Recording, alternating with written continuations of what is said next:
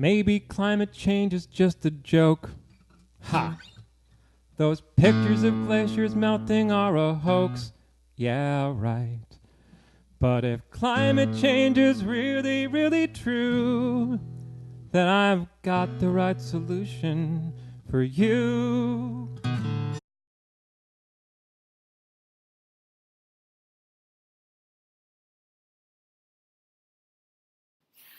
Welcome to a brief review of BC's carbon tax. Background and objectives. The BC government implemented the tax in 2008 with the following aims. By taxing consumption, government aims to change public behavior and decrease the use of carbon-emitting fuels. Included with over 20 other initiatives in the 2008 Climate Action Plan. One component of policy and action plans aimed at lowering carbon emissions in an economically sustainable way. Tax is structured around the following principles. Tax is revenue neutral. Rates start low and increase gradually to predetermined limit. Low-income individuals are protected. Tax is integrated with other measures. Tax has the broadest base possible. Currently, about 70% of total GHG emissions in BC are taxed, and governments look to extend this. The tax has evolved over time. The rate started at $10 per ton of CO2 equivalents in 2008 and increased by $5 each year until 2012.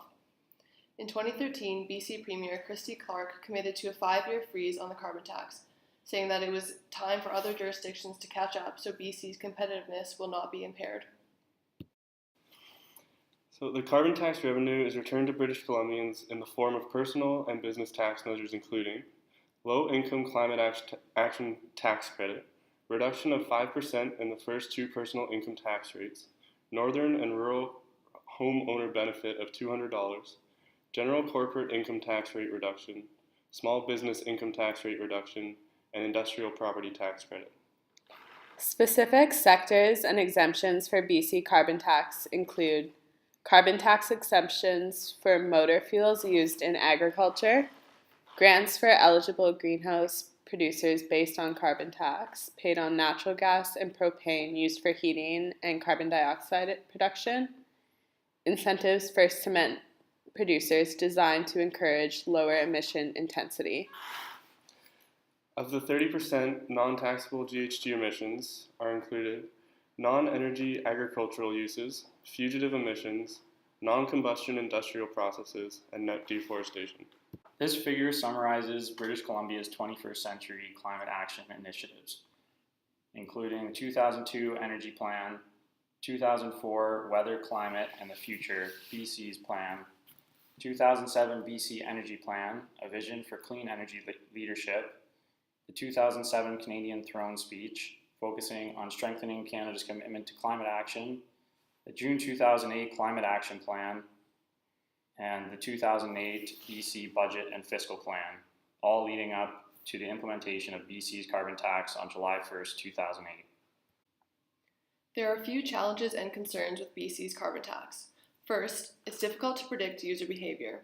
It can be challenging to determine the tax rate that will cause the desired reduction of fuel consumption. Second, there's an assumed trade-off between economy and environment. But as we see in this graph, the blue line represents a decrease in greenhouse gas emissions, while the red line represents an increase in GDP. This shows that the trade-off is not necessary. Concluding with remarks and recommendations, we believe that government intervention is essential. GHG emissions continue to rise yearly, and the carbon tax can motivate British Columbians to participate in sustainable practices. As well, it imposes pressure on industry to induce change. We also have a few recommendations for the future of the carbon tax. Continued community engagement and social awareness campaigns for sustainable practices should be followed. We'd like to continue with yearly increases of the carbon tax to allow for greater funding for clean energy technologies and research in lacking areas of industry practice.